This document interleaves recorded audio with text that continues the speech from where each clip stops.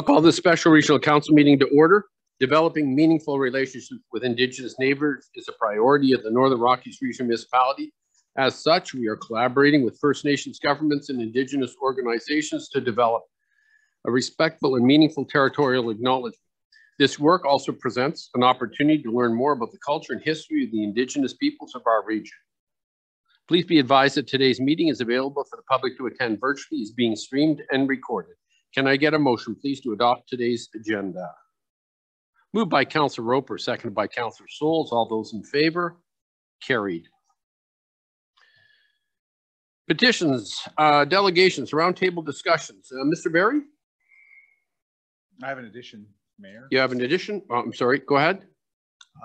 Addition, just a request I sent out to Council yesterday specific to the request from Peak Renewables for the letter of support. And Lorraine, Councilor Grewing, can you hear us? Are we muted? Testing 1, 2. Can you hear us? Councillor Gerwin, can you hear us? No. Mr. McCuaig? I can hear you. Okay. Okay, so that's might be on Councillor Gerwin's side then. I'm texting. I'm just sending her a note now.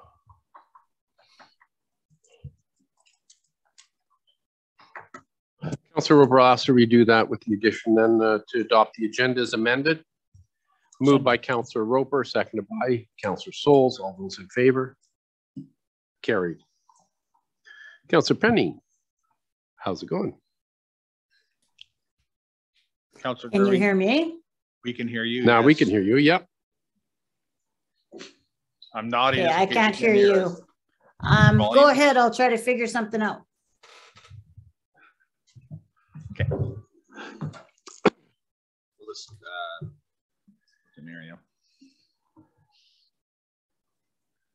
Mr. Barry, did you want to start with, I'm sorry, Mr. McCuaig,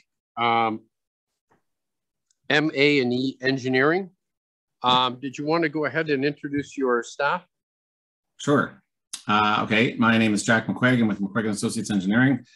Been here a few times. You may recognize me from previous meetings. I am one of 5 partners with the company. We've been working on this project for some time, and with me today I have Natalia Sese. She basically has been helping. She's an architectural, she's basically, she has a Spanish designation as well, but basically she's a master's in architecture and working as an engineer. We also have Adib Salam, who's basically doing the non-tech support as well today. Also part of the team, we have James Emery, and he's on my screen, he's up in the corner. It looks like he's ready to start playing an instrument or something with a setup, but he's an architect, and he's basically helped with a lot of the architectural as we go along. And we usually have Suzanne, but she's not here today, it looks like, but that's okay. I think James can I just saw her rushing somewhere. She may be, okay. she may not be able to make it. I'm not sure. Okay, so Suzanne Houghton is also with Iredale Architecture, and they basically have been handling the architectural part. So, thank you. And today you have Councillor Roper, Councillor Penny, Councillor Souls, myself, Ms. McIver, our building inspector, Ms. Neller, our CIO, Mr. Barry, and our deputy CIO, Mrs. Laval. And Councillor Gerwing is on the screen. So if you want to go ahead, Mr. McCuaig. Sure, I'll just jump in. So I'll start sharing the screen. I hope has disabled, so please allow me to share.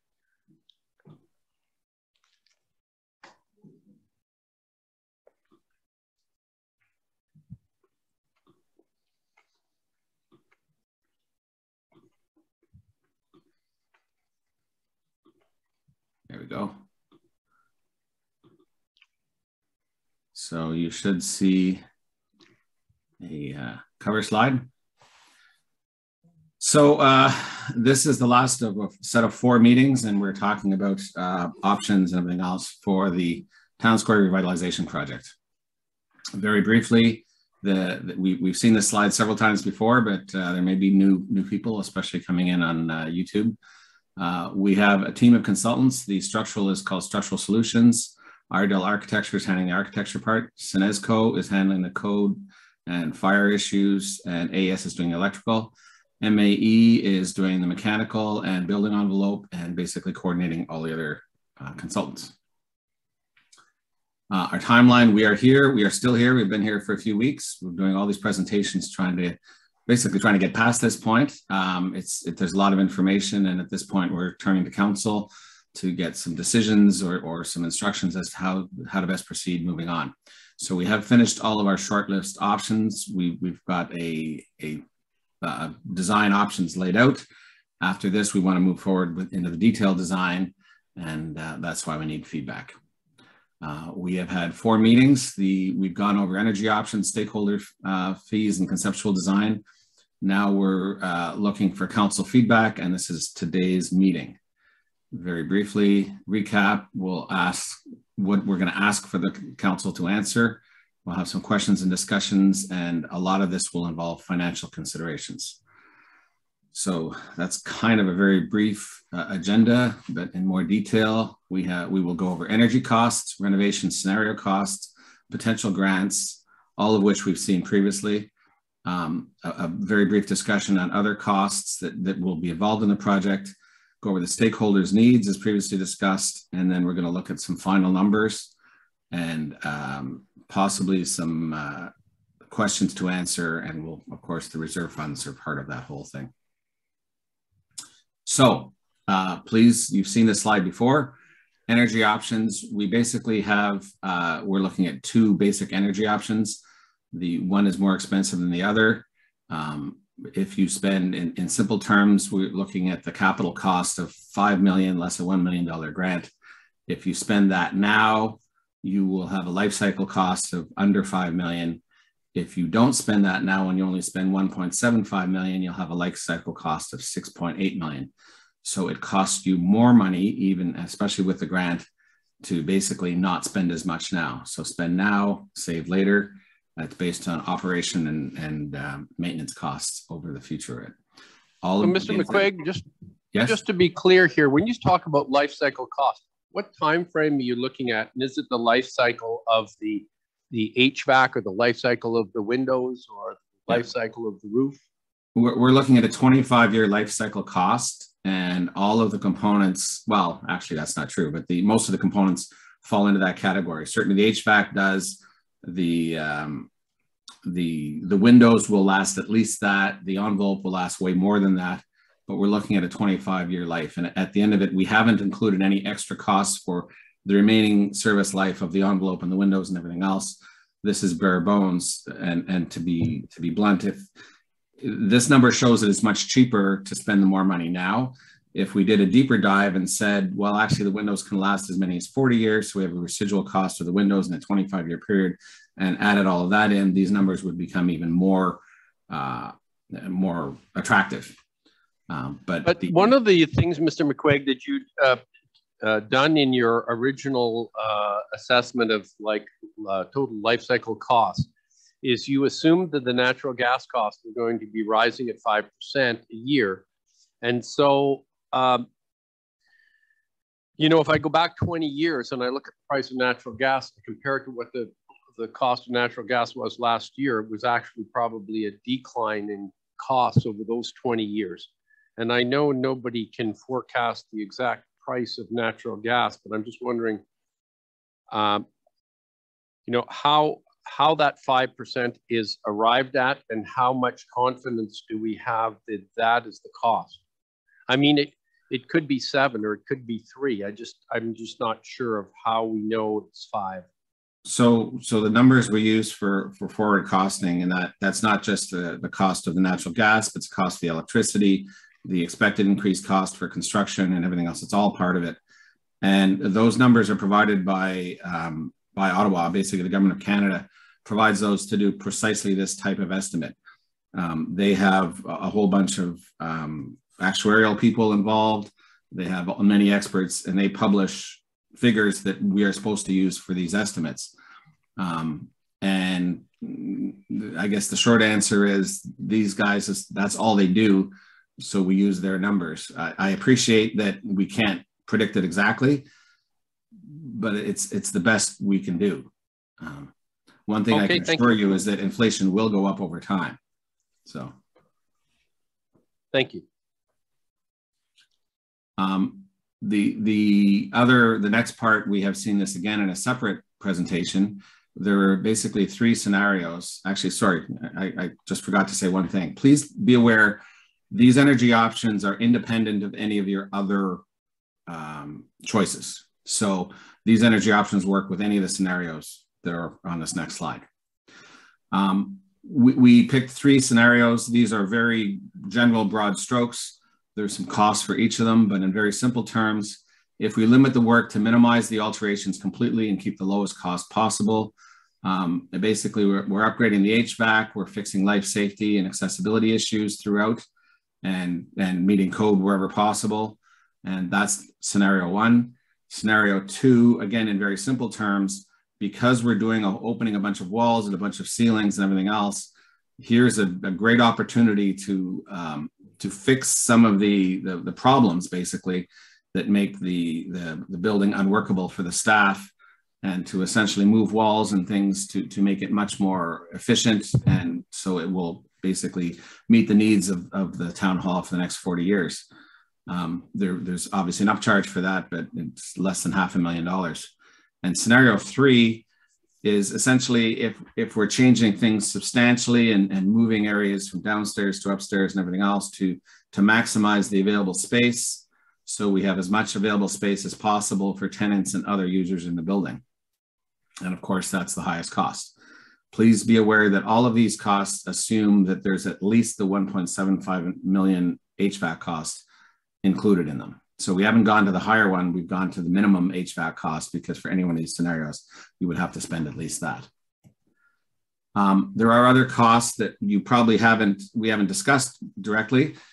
This isn't a renovation, so we always call for contingency.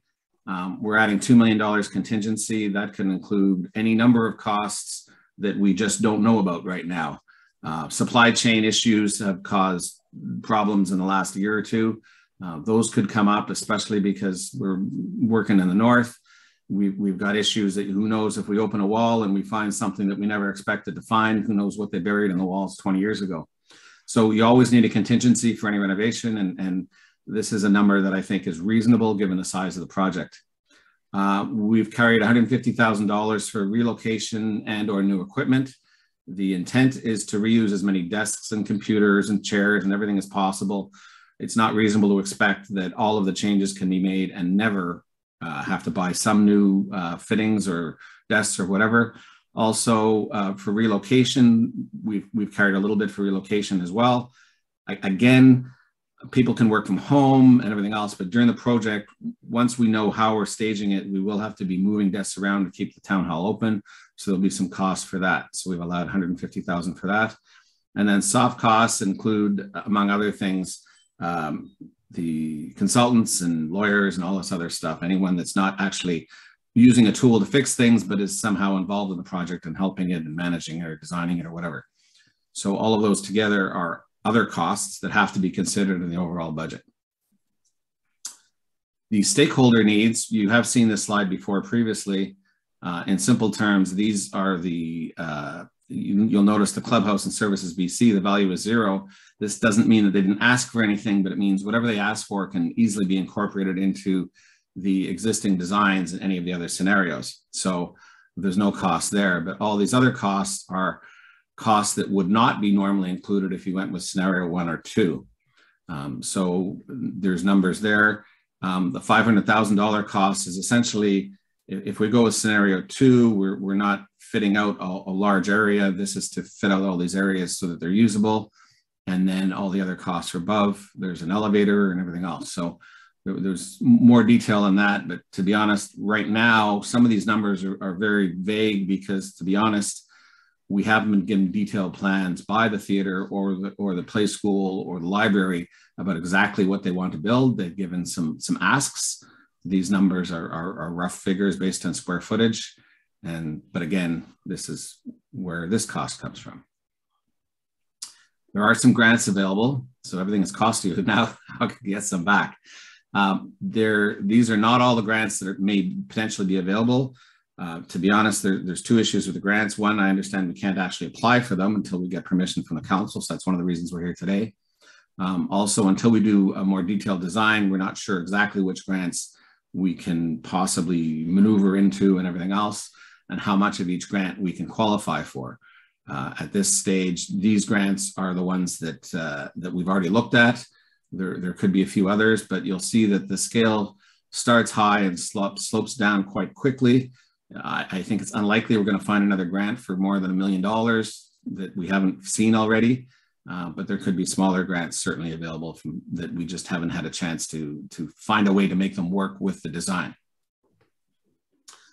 Please note that not all of these grants are available with some designs. And I realize I'm always hedging myself, but the truth is with certain grants, they're available if you do everything, and if you don't do this part, this grant doesn't apply and everything else. And you've probably been down this road before. So please be aware of that, but these grants are available certainly if everything is done, and some of them are done. So the all-in cost, this is the number, this is the sticker shock slide. If you do all of the repairs, you go with a full pull on the HVAC, you fully fix all the building and give everything that was asked for by all of the tenants, then you basically are looking at a $17 million project.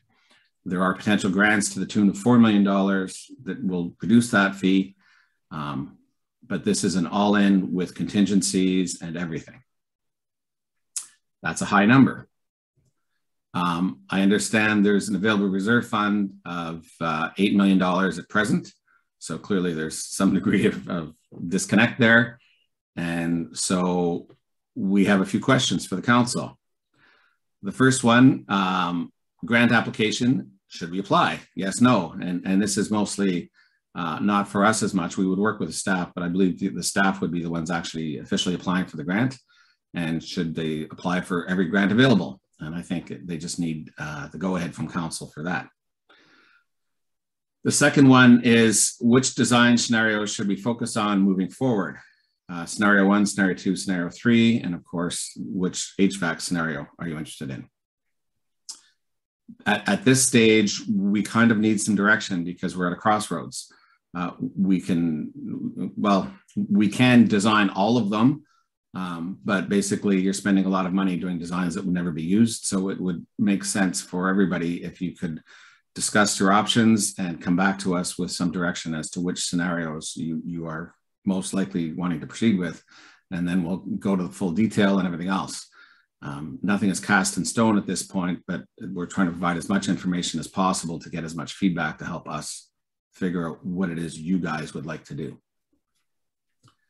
So that's it. That's where we are today. And I would love to entertain questions. Now, we don't need all of those questions I put up answered today. I don't expect them to. I think that would be unreasonable. But I think if we could have some discussion, I expect discussion today to help you understand what all of this stuff means, and then probably further questions in the coming days, and then maybe in the relatively near future, we can have some direction. So I will stop the share. And so, Mr. McCuaig, in your first three scenarios, you had, and use round numbers, 7 million, 8 million, and 9 million, which did not include the 3 million for the envelope of the building. Is that correct?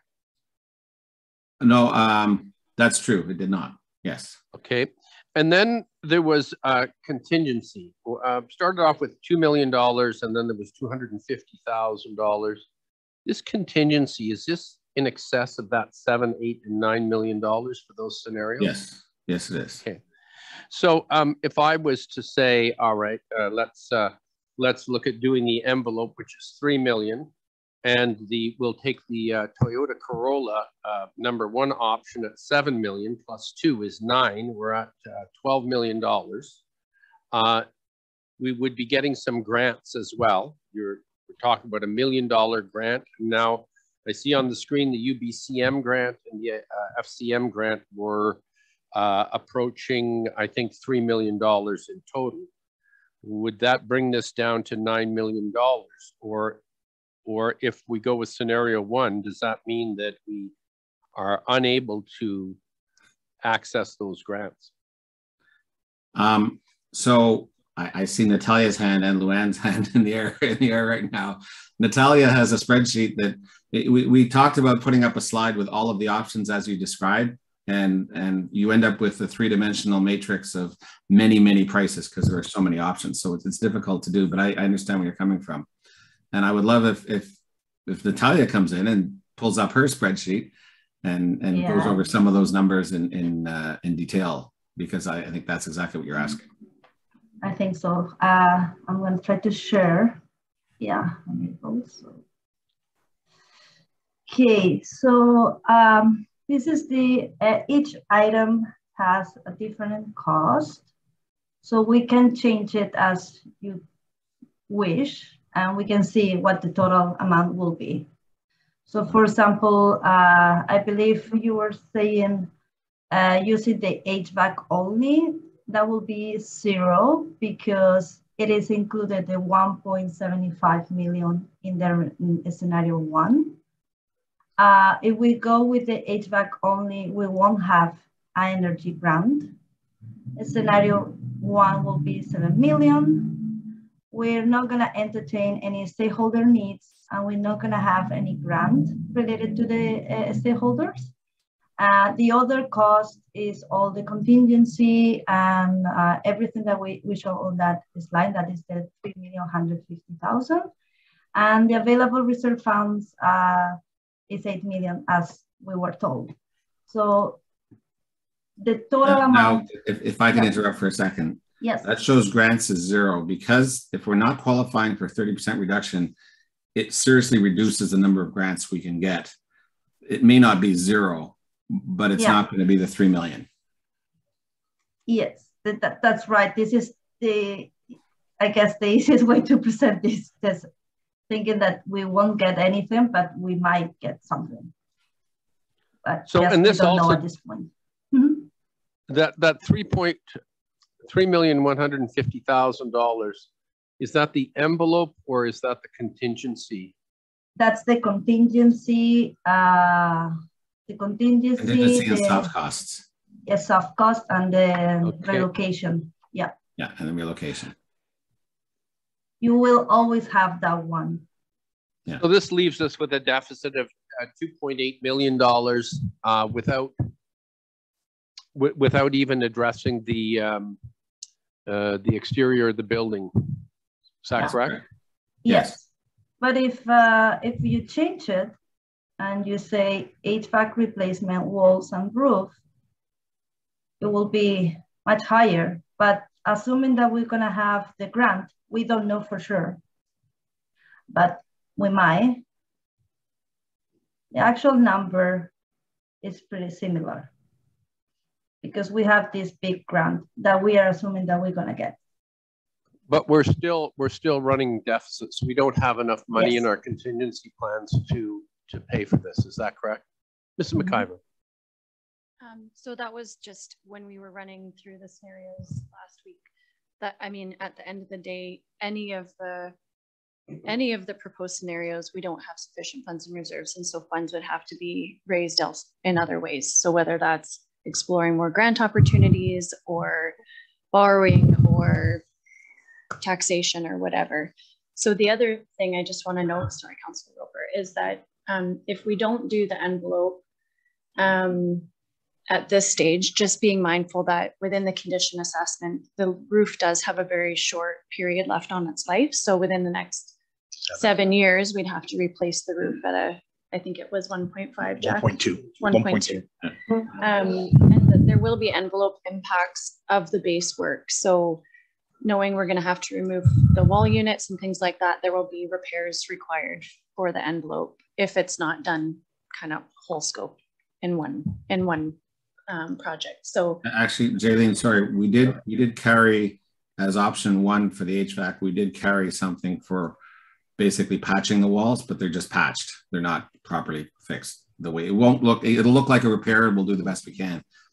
So we did carry some cost for that, but none of the roof replacement, which is expected in 7 years or so, it's 1.2 million would happen otherwise. And the windows as well. Some of the windows will have to be replaced certainly within the next 25 years. And you'll have to throw a number at that as well, depending on how long you could possibly go with basically very energy inefficient windows, some of which aren't in very great shape, but certainly within 10 years, be looking at, well, another $1 million maybe to replace all your windows. Now, none of those costs are planned at this time, as to the best of my knowledge.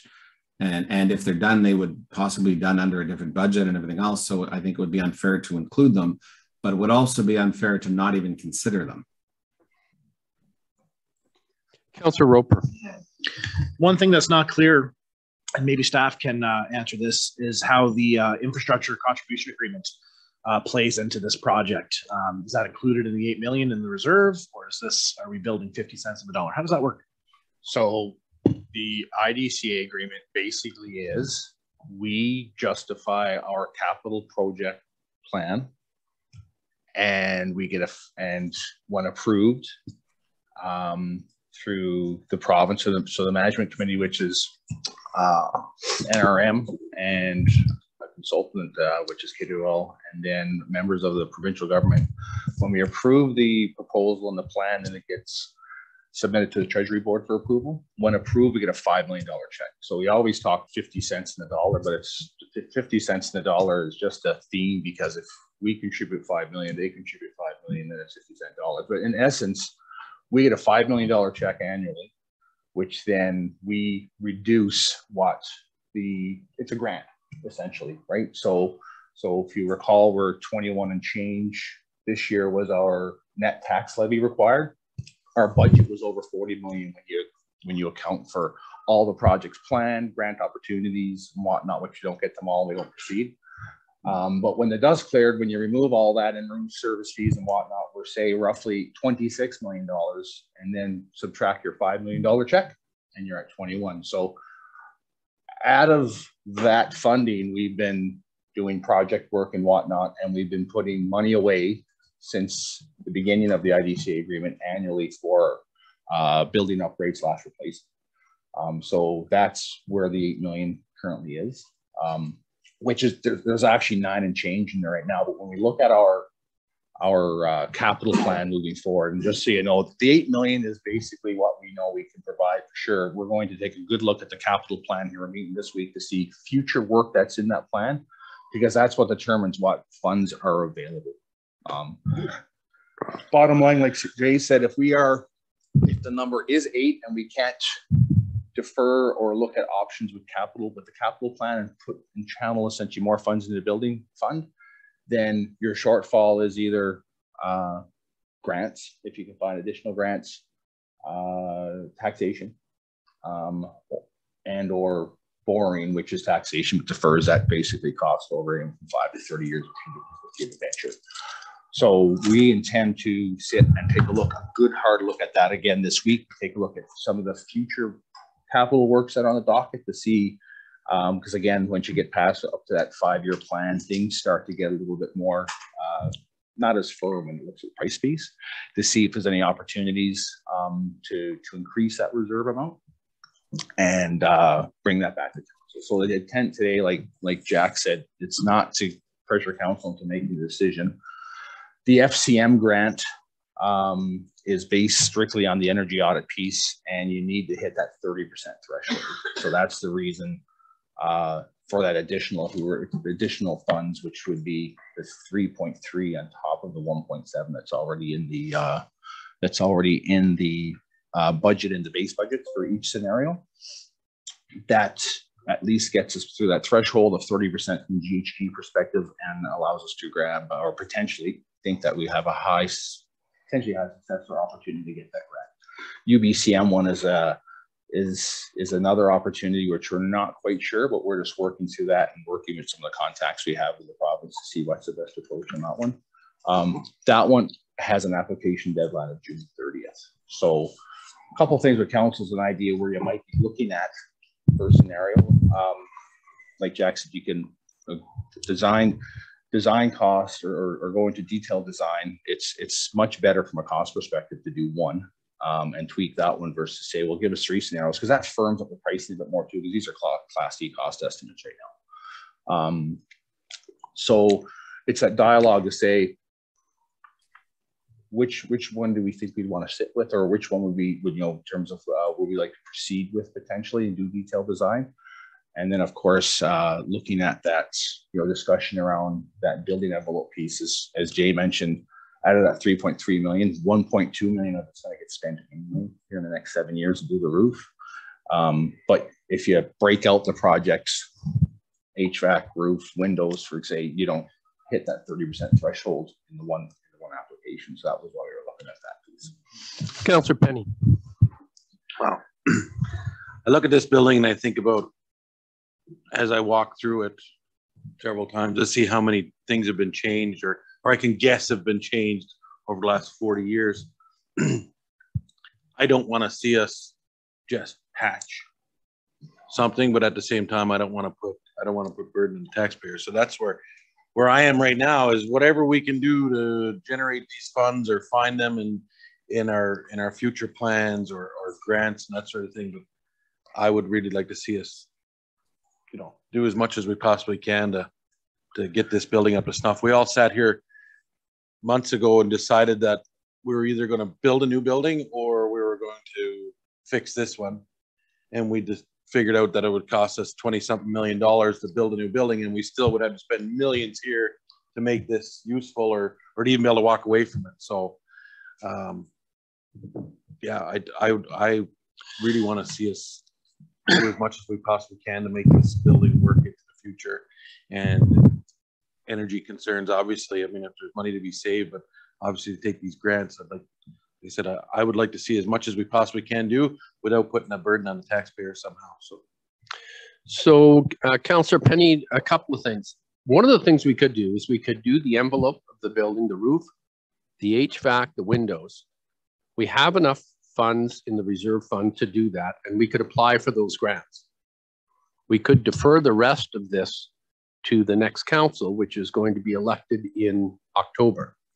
My concern is that if this council sits here and burdens the next council and maybe the taxpayers with additional funds, I think that's unfair. And I think we should be looking at energy efficiency, getting whatever grants we can, leaving something in the contingency fund, and leaving the next council to decide how much they want to spend and how they want to deal with this building. Any other thoughts? Councillor Roper. So with that in mind, would getting the design phase over with, would that impact our ability to defer this to the next council? Can we get the project to a point and still have things be able to move along, or are we just, would we be shooting ourselves or the project in the foot by waiting and not taking advantage? Because we do have some momentum right now, and I mean, we're well underway here. But interesting points for sure. Councillor Gerwing. Yeah, thanks. So I'm still of the thought process that we're in the information gathering part of this, that we weren't going to be making a decision today. So I'm wondering if we can continue and get some information on what scenario 2 would look like with the full envelope. Okay. Councillor Souls, any comment on this? I'm very interested in what you had mentioned there, just that in the very early discussions of this project, we weren't actually looking at a complete upgrade of building, but we were looking at a way of tying it up to maintain it so it wouldn't deteriorate, so it wouldn't go to pieces. And so I see that there's some merit in that, but I want to see numbers on different scenarios before I could actually say one way or the other. Mr. Barry. So just to add, so scenario 2 right now, I think Natalia's got that up there right there. In regards to reserve funds available in terms of the $8 million, we want to bring, I mean, one thing that will happen over the next couple of years is there will also be an additional contribution that fund. So that's why I want to we want to look at it for the next 10, 15 years to see what items might need to be confirmed, what numbers, because if we were to rewind the clock 5 years ago, for example, we actually had numbers in the capital plan to put an addition onto the water treatment plant, which was a physical building addition. Since then, we've upgraded the trains and we actually produced more water with the existing envelope, and that number got significantly reduced. And we want to take a look at that because there's a likelihood that there will be additional available funds. We just don't know what that exact number is right now. In terms of total costs, there's what it would look like when you factor in scenario 2. If you factor in the full building envelope at 3.3 million, if we were to be successful in both the FCM and the UBCM grant at 3.5, renovation costs is the construction costs at this point, those Class D cost estimates are 8. And then that's without, I mean, of course, the stakeholders would have upgrades in terms of the building upgrades, but none of those asks per se would be added in the wish list. And then, of course, the contingency soft costs at 3.1, and then the reserves sitting, which we currently say is 8 million, because $1 million's already been committed. We had about 9 that we had shoehorned for this project, but $1 million's already committed based on this decision council made last year with awarding this portion of the process, right? In terms of detailed design,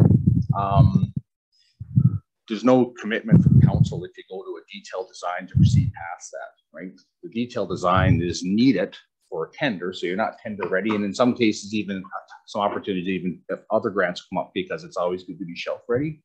There's a cost, of course, to do a detailed design,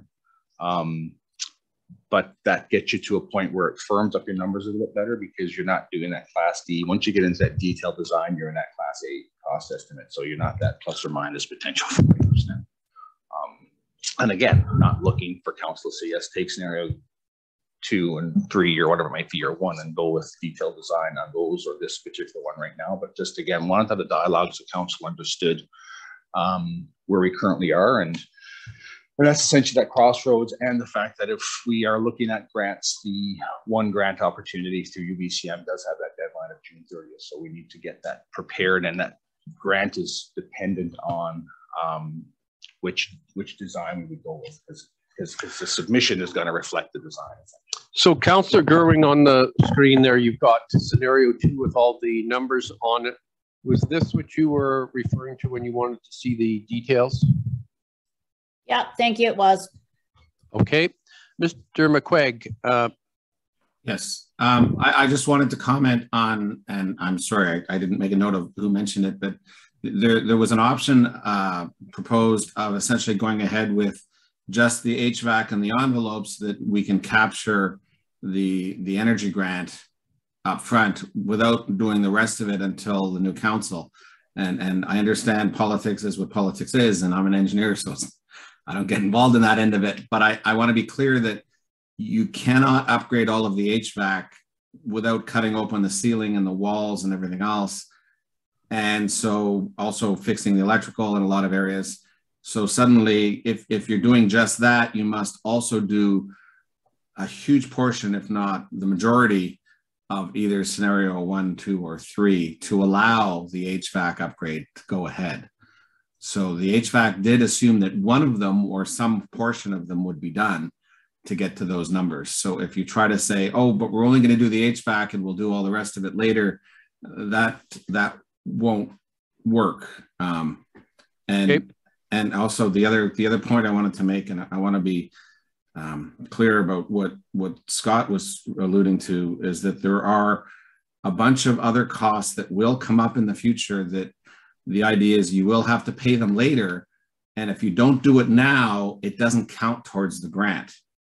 So it's like 30% is a hard ask. So you have to throw it all into the pot at once to hit the number of 30% to qualify for the grant.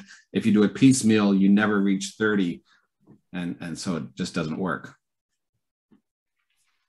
Okay, thank you for that, Mr. McCuaig. Any other questions for Mr. McCuaig? Yeah, I have one more. Councillor Roper, or Councillor Gerwin. Okay, thanks. So I just want to make sure that I'm on the right track in my thinking. So what I remember from the last meeting is that scenario 2 would allow for, with the full envelope. So scenario 2 and the full building envelope would allow us to preserve the building, and it would fix the issues we have in terms of like connectivity, all of the upgrades that we need to meet the current needs of the NRM. But what scenario 2 doesn't do, or am I right in assuming that the one missing piece is that it doesn't address the workflow issues? Is that correct? Am I correct in my thinking, or am I missing any pieces there? No, I think that's not really correct. Scenario 1 is to do just the basics that I think you were just describing, where we're upgrading all the life safety issues in the code and everything else. Scenario 2 considers how the building will be used in the next 40 years and fixes all of those issues, and allows it to be very usable with the ability for the staff to grow based on discussions and everything else. So scenario 2 fixes all of that. What's not included in scenario 2 is, under scenario 2, we will have some space left over and we're just leaving it blank. It's just empty space. It's warm shell. So essentially there's some heat in there and some light, and that's it. Scenario 3 basically says, okay, we have some extra space, but we need more extra space so we can have all of the tenants do whatever they want. So we're revamping it more substantially to maximize the total usable space of the building. But to be clear, scenario 2 has enough space with leftover space for all of the expected needs of the town council for the next 40 years. Mr. O'Shaughnessy. Yeah, similar to Jack's point there, James, could you just touch on the intent of the design for scenario 2, reflecting back on the program statements? Right. So scenario 2 is it does look after all of the functional and adjacency needs of the NRM for the next 40 years. It does incorporate, of course, as Jack was saying, all of the code upgrades, etc., accessibility, the whole bit. It doesn't completely optimize the space, and when we talk about optimization, that means there's still going to be a lot of extra space, as Jack was also saying. So like that back 40 is not really being addressed in this and left essentially empty, whereas scenario 3 would actually take over that space. So I don't know if I'm explaining that anymore, Sean, than what you were hoping, but is there something else you wanted me to say about that exactly, or? No, that was fine. Thanks, James. Okay, thanks. James, could you highlight the differences then between scenario 1 and scenario 2, similarly to what you did between 2 and 3? Sure. So scenario 1 deals with the accessibility and code upgrades. What it does do is it maintains as much of the existing infrastructure as possible. When I say infrastructure, wall layouts, etc. But we are doing new washrooms. We're putting in a lift in, and that will impact some spaces. We'll fill the floor, for example, in the lower level, so that's flattened out. So some of those things are consistent throughout each of the scenarios, but with scenario 1, a lot of the space will remain as it looks like, except the whole ceiling gets pulled down. We break into a lot of the walls and we just patch and repair them. And you will get a new ceiling because you've got new lighting, you've got new HVAC, all of that has to come out to make that work. But scenario 1 does not address any functional adjacency needs for the NRM for the next 40 years. It keeps it as is, more or less. Thank you. Any other questions? Is everyone clear what functional adjacency needs means? I think so. Okay. Mr. Barry? Well, just to kind of simplify and based on Councillor Goering's question is I'll say scenario one is basically a re and re, right? You walk into the building, there's upgraded HVAC, the electrical's done, the lighting's done. But the building looks identical in terms of functionality within the building. So office spaces are pretty well identical. This council chamber is the same. It's basically just it's a re and re.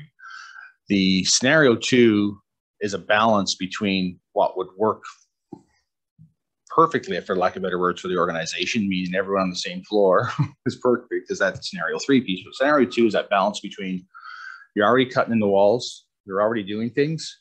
If the majority of the wall is torn down and it makes more sense to shift it 3 feet one way or 4 feet another, and that you do that, you're taking advantage of those synergies, and it increases the functionality of the organization with some forward-looking statements, which also includes the change to this council chambers to more typical council chambers that you see in many, if not all, the other organizations and local governments. And then, as was mentioned, scenario three is the allows for the asks to occur. So it gives that flexibility to allow for the asks for the stakeholders, in addition to looking at the full functionality and if money was no optional, say, to have everyone up on that second floor and provide space here, as they said, that for additional growth with the stakeholders and whatnot. So that's essentially the. Could you put on the screen that what we've got here is a $3 million deficit for scenario two with the HVAC replacements. Do we have a number for scenario one? It'll be about $400,000 less. 400,000 if you were to, with the full HVAC. And scenario three, I think, was the one that was right out of the ballpark. Is that correct? Yes. The only difference with scenario three is that the $1.7 million for the asks for the stakeholders were included. It was basically saying worst case scenario. Yep. Right. So you reduce that total cost. And again, the reason why doing this approach is so we can run numbers, because we'd have infinite amount of slides trying to say do this with this or that. I think most of our discussion here is centered around scenario one and scenario two. I haven't heard much appetite around the table for scenario three. Is there anyone who thinks that scenario three is worth pursuing? Councillor Roper. I can't say for sure right now with the information I have whether or not it's worth pursuing. I think it's very interesting. A question I have is if, let's say, our stakeholders want to make alterations or upgrades to their space, could that be considered their project, separate from ours, but done in conjunction, where they can apply for some of the same grants and we can double up on that, like the NDIT grant for 300,000. If the theater wanted to do something and the library wanted to do something, the play school wanted to do something, could they each apply for that 300,000 and essentially up the budget by, say, almost $1 million? Would that be possible? So, in this scenario, which has no stakeholder needs and no stakeholder grants, that's essentially what James described last meeting, as leaving that as warm shell. So it would be the single floor approach for municipal hall operations and leave the shell. And that might be a phasing option. But Natalia, you were going to play with those two rows. So this would be the stakeholder needs. So that's saying we're going to give every tenant every ask. But with that, similar to the energy piece, comes grants. So I'll just say, like, we haven't invested a lot of time in exploring grant opportunities, but those are the two. So that 700,000 is for the BC childcare spaces, which would be the play school eligibility, and then also NDIT grants, which would be the cultural spaces grants. And there may be others, but that's what we've found so far. So it's about $1 million difference to essentially entertain those stakeholder requests and fit out what would be that vacant space, which is currently on the main floor.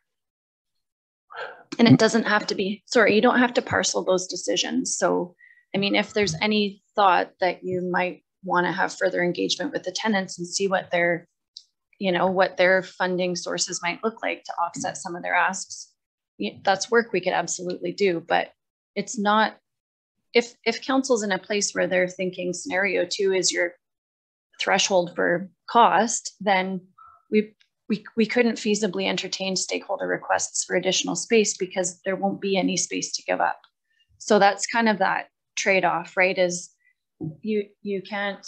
Except the library, sorry, gets that one section over here. We'll get the old vault location. Yeah, so that would be, in scenario 2, the only additional space available would be what's now our file vault next to my office, which I think James had described the simplest thing because it's at that grade would be to put a door in the end to give it up to the library.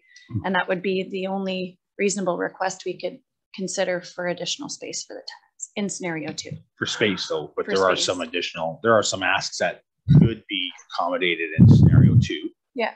Again, with further exploration. With further, yeah, exactly. Some of the asks from an accessibility perspective were actually above and beyond the code requirements, for example. And then again, that's all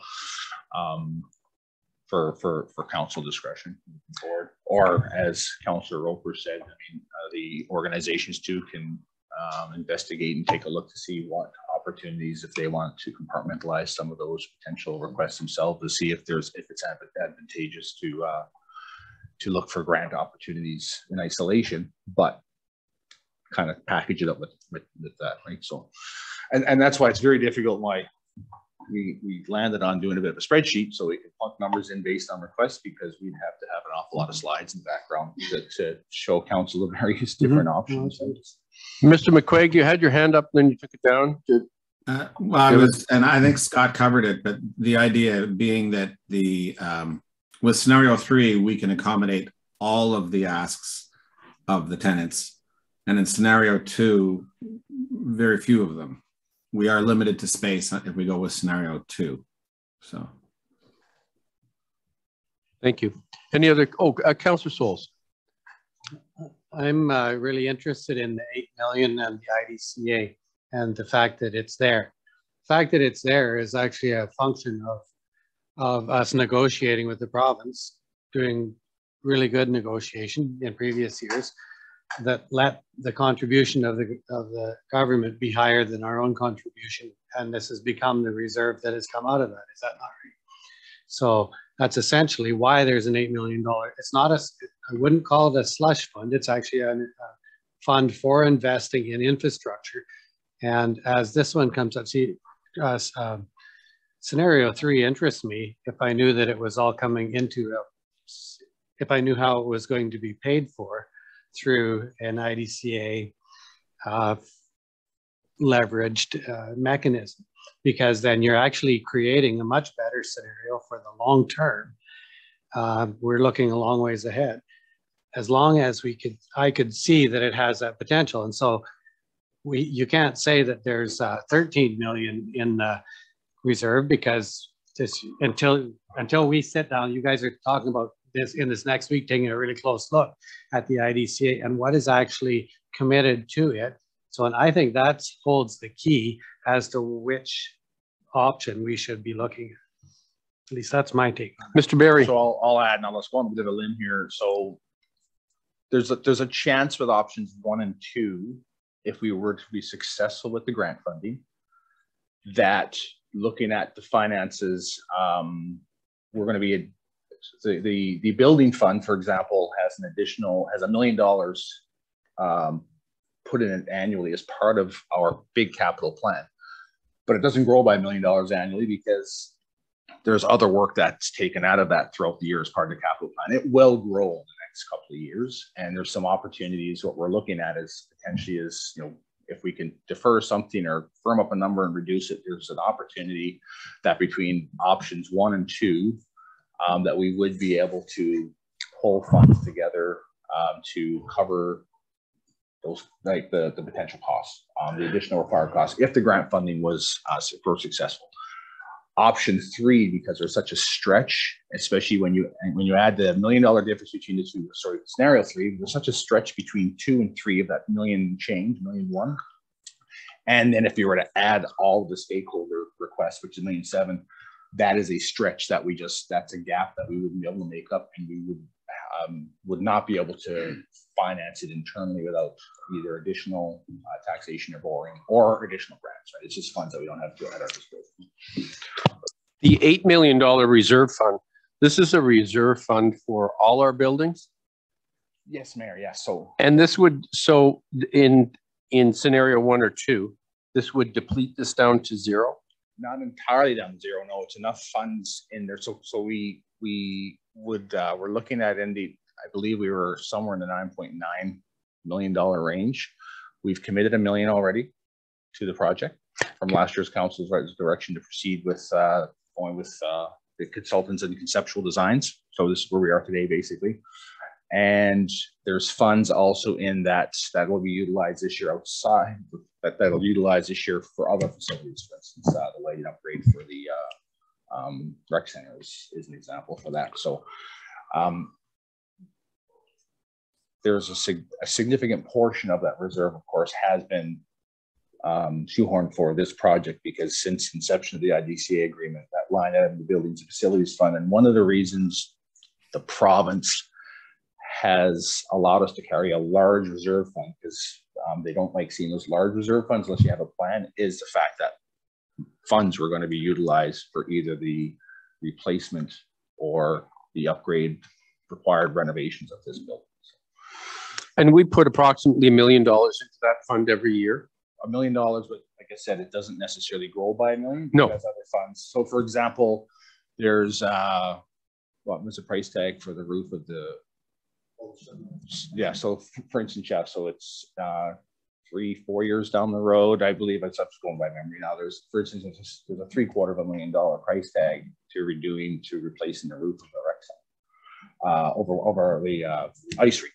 Yeah, which was part of the plan, which is part of the study that was done here in 2019 as an example. So we're going to take a look at that to see, is that number, because again, when you start putting those numbers out 5, 6, 7 years, they're basically numbers to plan your capital planning moving forward. So you can, when you get your $5 million check, for example, from the province, and we contribute our amount, at the end of the day, the intent is that when you do full life cycle replacement costs, is that you're standing at the end at a flush $0 amount, but you have everything replaced, right? And you start over again.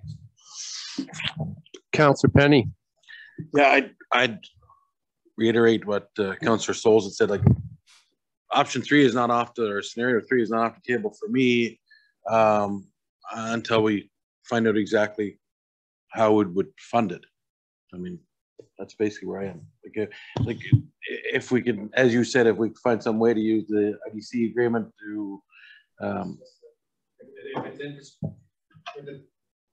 if it's infrastructure spending that we're doing anyway and that we have to do, then yes, make it IDCA. Then it makes it power. That was my. Yeah, I just,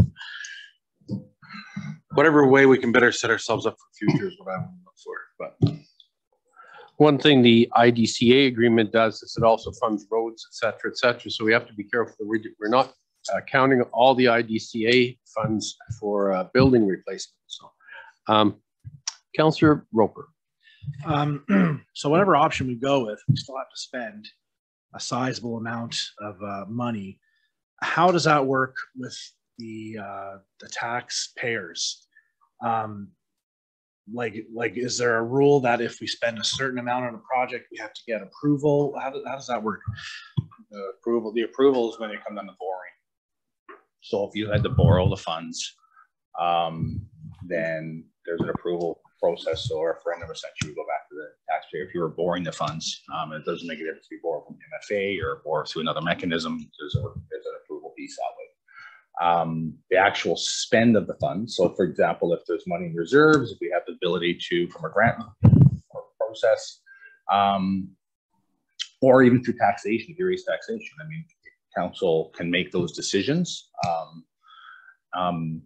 and not have to go outside of that mechanism. So the approval requirement is if you were to borrow the funds to make up the shortfall, basically.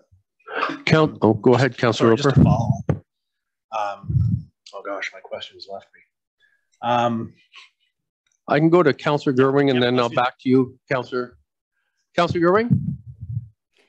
Yeah, so just to confirm that, like I've heard a lot of talk about scenario 3, looking at future space development. And I just wanted to confirm that scenario 2, as I believe Jack corrected me on, scenario 2 includes space that the NRM could possibly need for the next 25 years, right? So scenario 3 is just adding even more space. So is that kind of putting it in the simplest of forms? I'm just hearing that. I just want to make sure that I'm clear in that scenario 2 highlights are all of the space requirements that the NRM would need over the next, call it 25 years.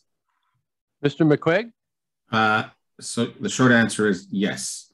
And I'll rephrase it so maybe it'll be a little clearer. The existing layout of the walls and the offices and everything else is, to be blunt, very inefficient. There's a lot of space that's just not useful. And there's a lot of the way offices are used today is different than it was back in 1980. So it's very inefficient now.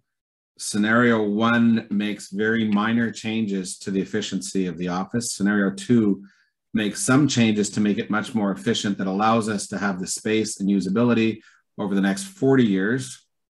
But we are still hobbled by some of the existing walls and conditions and all that sort of stuff. And scenario 3 says, no, we're just gutting everything and we're going to build it to optimize efficiency of where walls and spaces are well, I mean, and we're not getting everything, but we're gutting a lot more of it and moving everybody around so that we're optimizing space so we get the most available extra space. And that allows us to have the space for all of the tenant uses. And may I follow up, Mayor? Go ahead. And then I just want to make sure also that I'm understanding when you say that scenario 3 includes all the tenants' requests, I think I would just need some more information on that, because when I reviewed the tenants' requests, I'm just not clear on what would all be included in scenario 3. And then the other thing that I just wanted to highlight is that even in scenario 3, those extra spaces would just be, what did you call it? They would be developed to warm space? Warm shell. And then, sorry? Warm shell. Warm shell, okay. And then it would be, even spending that money, it would require our tenants to then invest in developing those spaces, correct? Correct. So if we look at the slide that's up there now, if you go to scenario 3, we basically will be moving all the offices around and moving all the walls around to allow adequate space to do all of the asks, everything that's been asked by all of the tenants. And then we'll provide them with the warm shell and the elevators as needed and all this sort of stuff.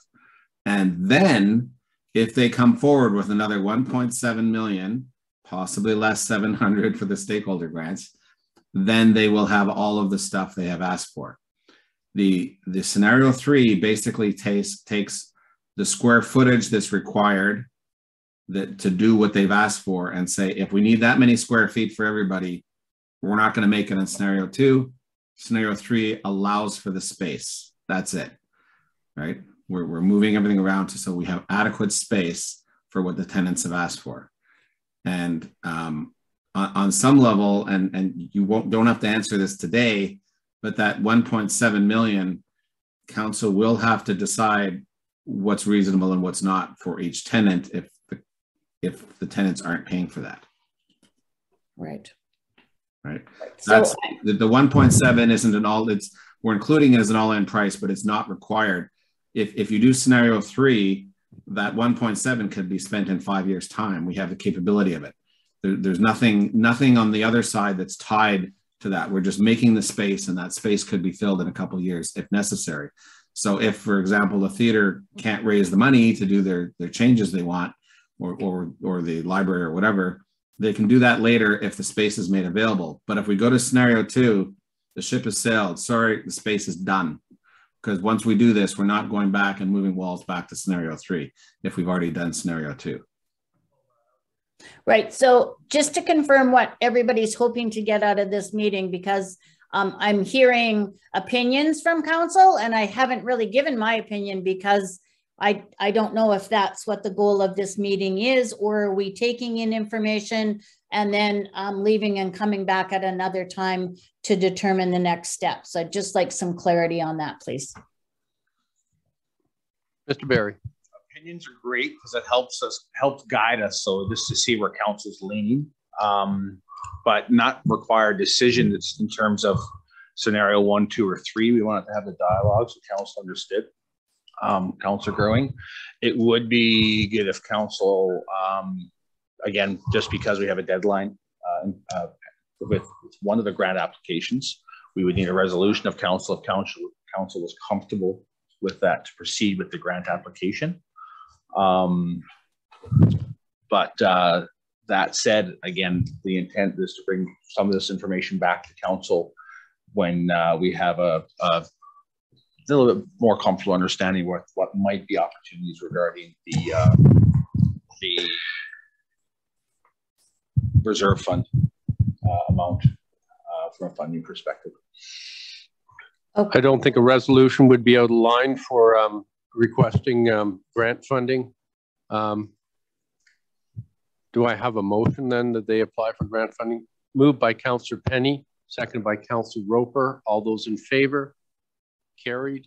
Any opposed? None. Yeah, and in terms of funding, I'll say without starting to look and squeeze pennies and nickels together to figure out what where that number is, the likelihood of being able to fund the scenario 3, even with the 1.7 out, it starts to get really dicey with that 1.1 additional extra cost of scenario 3. Scenario 2 is plausible that we could possibly, once we look at it, take a look at it. But again, we'll be able to bring that information back to council. Councillor Gerwing.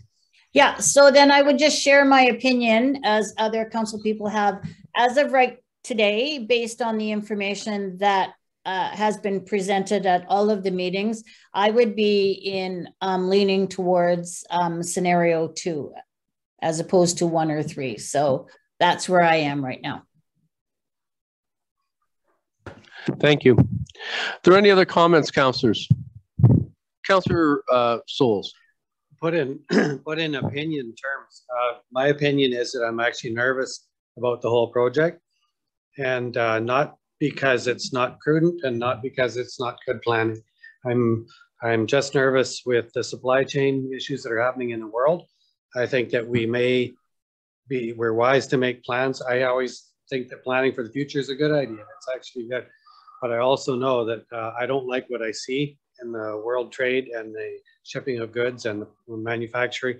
There's an awful lot of stuff that's upside down, and there's no guarantees that our money is stable. It actually doesn't look very stable, and it's like a moving target. So it makes me nervous to work on the costing for this. But having said that, there are structures in place that we have to work with, and the issues of I'm getting more information on the reserve fund and its relationship to IDCA.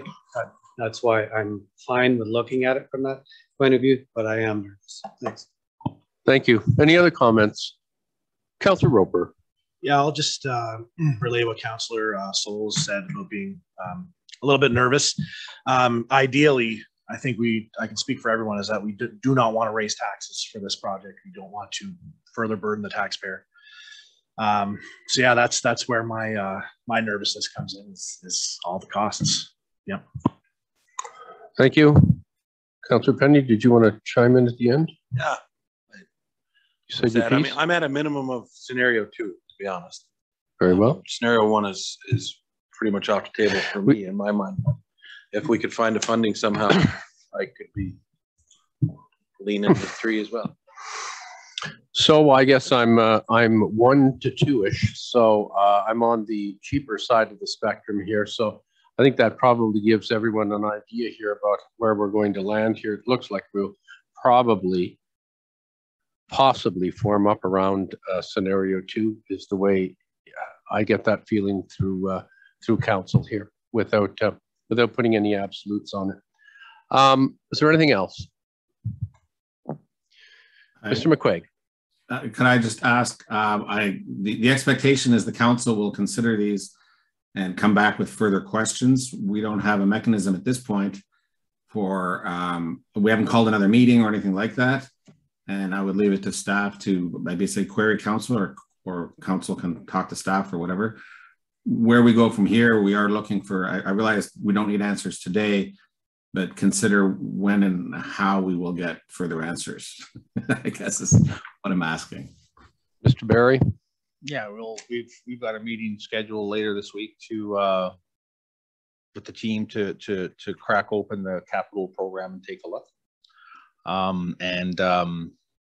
And then the intent is when we take a look at that too is we'll be lined up a meeting with council to circle back and have that conversation with council and to discuss, and just like I said, to put it in simple terms, the difference between 1 and 2 is about $400,000 no matter which way you swing it.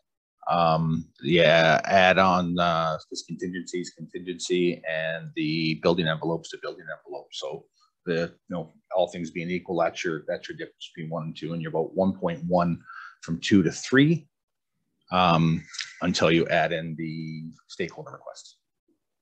Councillor Roper. So I'm of the same opinion as Councillor Penny here, is that I'm stuck between 2 and 3, leaning towards 2, but definitely intrigued by 3. What would the extra cost be to get those Class A estimates for both scenario 2 and scenario 3 if we did both? Sort of go to detailed design. I'll get you to kind of comment on that, Jack. If you did a second detailed design, what would the additional cost, you think, be? Just a rough number.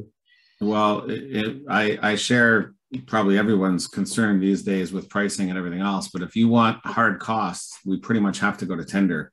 So that's a full design of everything. So by the time we do 2 complete full designs, it's hundreds of thousands of dollars, $500,000 that was kicked around as a possibility until, we'd have to see, because it would be some synergy. So it's not 2 full designs, but it would definitely be, to get 2 full tendered prices would be in the hundreds of thousands of dollars. At least 1 and less than 5 is all I can say at this point. You probably would chew up that $400,000 difference between 1 and 2.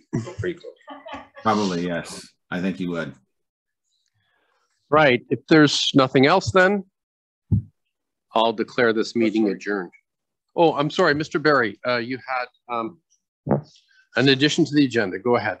Yes, I sent a request out to council yesterday from Peak Renewables, specific to a letter of support for the ask regarding the upgrade to the funding opportunity for the application for the upgrade of the rail line from Buick to Fort Nelson. So just seeking council, if they wish to support that, then resolution to council for that. I certainly do. I'll make the motion that we support the letter of support for Peak Renewables. Seconded by Councillor Roper. Go ahead, Councillor Souls, before the vote. How did PGE get involved in this? Like, where this PGE? is the first I've heard of.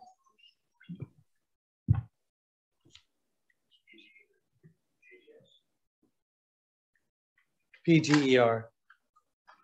It's in the request letters, the template letters.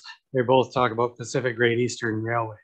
I'm not privy to the other conversations they've had with railways, not sure. So. Yeah, so I'm really gun shy asking for these letters of support that talk about another railway being involved in upgrading, is applying. It's not CN. Pacific Great Eastern, along with FNFN, applying for funding to upgrade the rail line from Buick to Fort Nelson. Why Buick to Fort Nelson, and who are these players and why are they there? So Peak need to come to us and talk to us and tell us why they're doing, or who they're talking to, because this is our railway in our backyard. We assume that it has belonged to the provincial government, and at least to CN for years and years. We want to know who we're partnering with if we're supporting. At least I certainly do. Thank you. Councilor Roper. Could we make a decision today, given the timeline, as well as investigate some of those answers to your questions? Could we do both? Mr. Barry?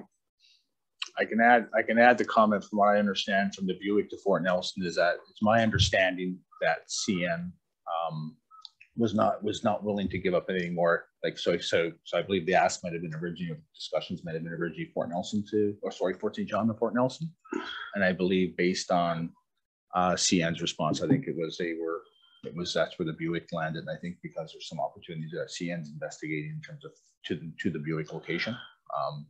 That's just my understanding.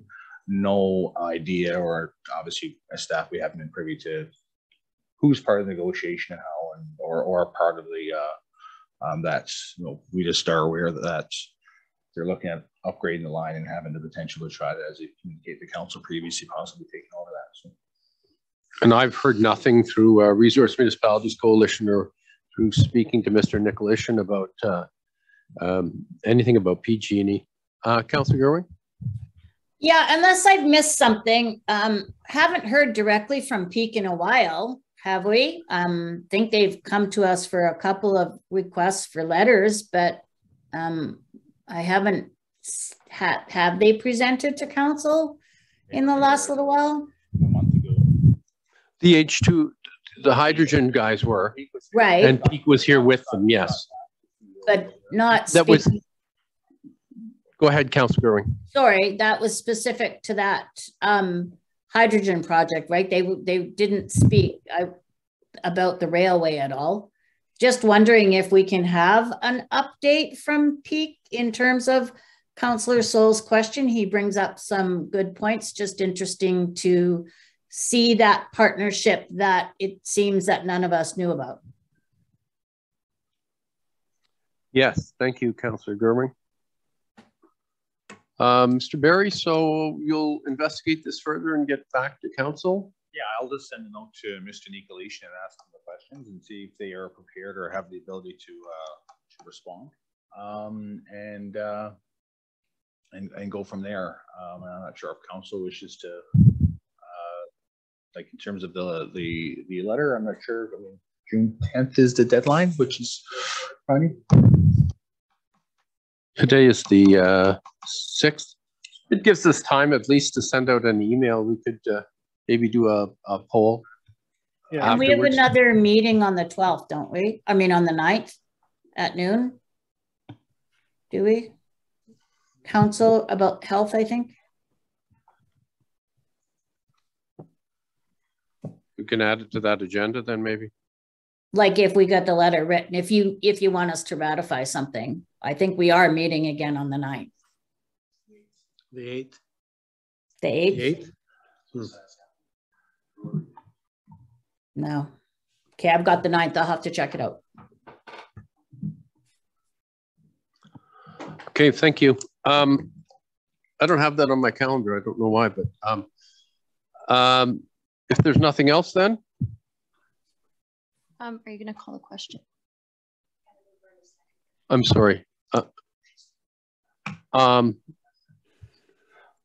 All those in favor of writing the letter then?